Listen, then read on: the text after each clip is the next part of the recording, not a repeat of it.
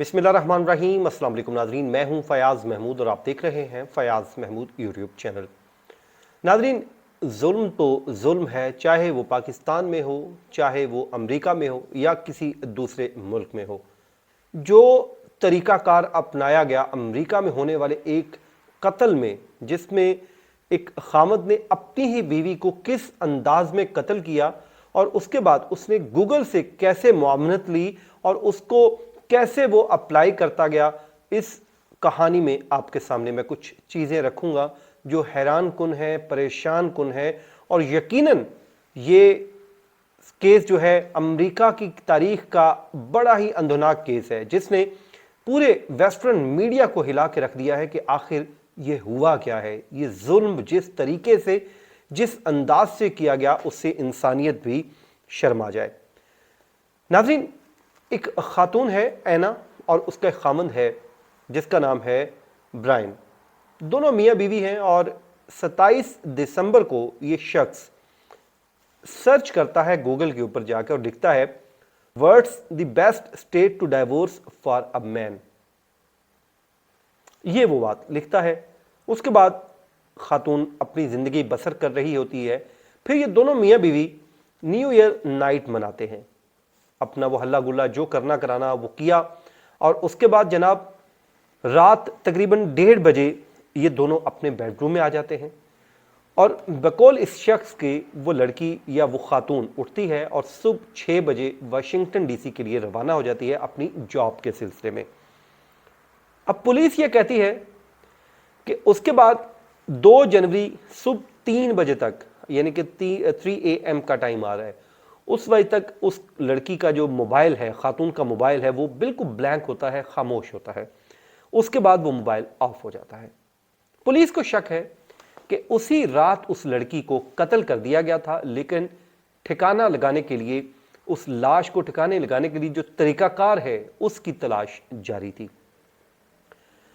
अब प्रोसिक्यूशन का जो केस है वो ये कहती है कि 2 जनवरी को इसलिए उन्हें शक हो रहा है कि 2 जनवरी को ये शख्स जो है वो एक शॉप पे जाता है और वहाँ पर जाके ये कुछ चीज़ें परचेज़ करता है, जिसमें ये फर्श साफ़ करने के लिए सर्फ वगैरह, ब्लीडिंग को साफ़ करने के लिए टॉवल्स लेता है, उसके अलावा बाल्टियाँ लेता है।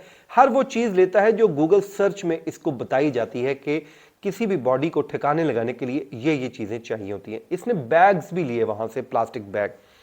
उसके बाद ये जो मामला आगे बढ़ता है और 4 जनवरी को उस खातून के जो कोलीग्स होते हैं, ऑफिस वाले हैं, वो एक कंप्लेंट फाइल करते हैं कि खातून मिसिंग है। उस दौरान ये शख्स उसकी बॉडी को मुख्तलिफ ठिकानों पे फेंकने का काम सरअंजाम देता रहता है। जब पुलिस इसके घर सर्च करने गई तो मालूम ये हुआ कि कुछ ब्लड जो है, ब्लड के स्टेन्स वगैरह मिले, दाग मिले और साथ ही साथ एक टूटा हुआ चाकू भी रिकवर हो गया और एक दूसरा चाकू भी वहां से रिकवर हो गया। वहां पर पुलिस ने इस पे शक हुआ और 8 जनवरी को इस शख्स को पकड़ लिया गया।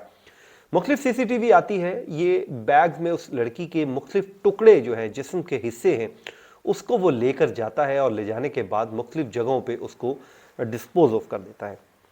अब इसने जो गूगल से तरीकाकार अपनाया ये पूरा वारदात डालने का, वो बड़ा अंधनाक है। इसने जो इसको जब चार्ज फ्रेम किया गया, यानी कि चार्ज इस पे लगाया गया, और वो इस पे था कि इन्वेस्टिगेशन को मिसलीड करने का इल्ज़ाम था।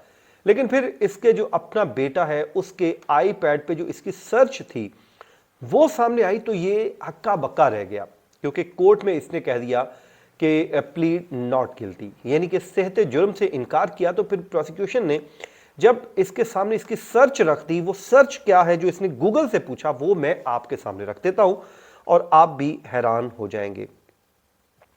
1 जनवरी का क्यों शक किया जा रहा है? 1 जनवरी को जब ये कर चुका, पुलिस ये कहती है कि रात, यानी कि सुबह 4:55 पर ये एक गूगल पे सवाल लिखता है। सवाल ये लिखता है कि how long before a body starts to smell. फिर 3 मिनट बाद अगला सवाल पूछता है how to stop a body from decomposing, ये सवाल है। फिर ये पूछता है 5:47 पर, ऑलमोस्ट 1 घंटे का जो गैप बनता है, यानी 50 मिनट का गैप लगा लें या 49 मिनट का, उसके बाद ये पूछता है 10 ways to dispose of a dead body if you really need to। जनाब ये वो सवाल है। उसके बाद फिर वो कहता है कि how long for someone to be missing to inherit. उसके बाद कहता है कि can you throw away body parts. अब ये सुबह 6:34 पे सवाल पूछ रहा है, ठीक है। और उसके बाद ये अगला 9:34 पे इसने सवाल पूछा कि how long does DNA last. अब इस पे जो डीएनए करवाया गया वो मैच कर चुका है। अब ये सवालात इसलिए पूछ रहा था मुख्तलिफ किस्म के।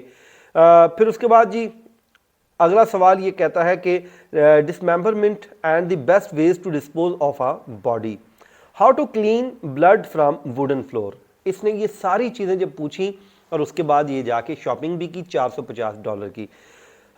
उसके बाद ये जो है मुख्तलिफ इसने सवाल पूछे। इसने कहा is it better to put crime scene clothes away और वॉश देम। अब ये भी इसने सवाल पूछा।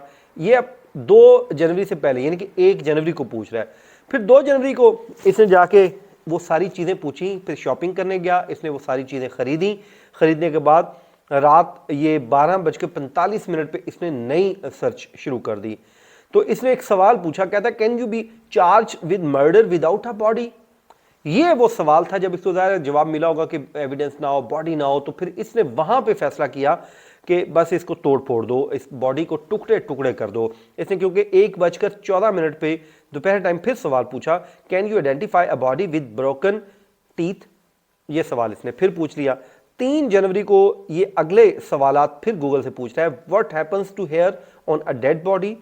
उसके बाद ये कहता है what is the rate of decomposition of a body found in a plastic bag compare to on a surface in the woods. उसके बाद कैन बेकिंग सोडा मास्क और make a body smell good. ये सवालात इसने पूछे और यूं इसने उस अपने घनौने किस्म के जुर्म के ऊपर इसने ये कहानी डाल दी। जब इसने मुख्तलिफ जगहों पे ये फेंका और फेंकने के बाद ये गायब हो गया तो 8 जनवरी को पकड़ा गया और जब इसको ये पढ़कर इसकी जो सर्चेज हैं सुनाई गई तो ये हक्का बक्का रह गया। अब इसके जो वहाँ पे वकील हैं उनका जो स्टाइल है वो पाकिस्तानी स्टाइल लगा मुझे। उन्होंने कहा कि ये इतना ही अगर स्ट्रॉन्ग केस है तो फिर एविडेंस जो है उसको कोर्ट की बजाय मीडिया को क्यों लीक किया जा रहा है। जैसे पाकिस्तान में भी कहा जाता है कि जी मीडिया को क्यों लीक किया जा रहा है। वो कहते हैं कि मैंने मुकदमा मीडिया पर नहीं लड़ना बल्कि कोर्ट में लड़ना है और मैं मुकदमा जीत के रहूंगा। अब ये शख्स इतना घनौना जुर्म करने के बाद उस खातून को जिससे मुतल्लिक कहा जाता है कि वो मिलीनियर थी, उसकी प्रॉपर्टी थी पता नहीं कितने $1 मिलियन की, तो उस खातून को इसने रास्ते से हटाया। 3 बच्चे हैं, जुल्म की इंतहा कर दी गई। मैं ये समझता हूँ कि जहाँ पर भी जुल्म हो आवाज़ हमें उठाते रहना चाहिए, क्योंकि हमेशा आप भी याद रखिए मजलूम के साथ खड़े हुए जालिम की हमेशा मजम्मत कीजिए। नाज़रीन ये था आज का हमारा वीलॉग। अपनी दुआओं में याद रखिए। मुझे दीजिए इजाज़त। अल्लाह निगहबान।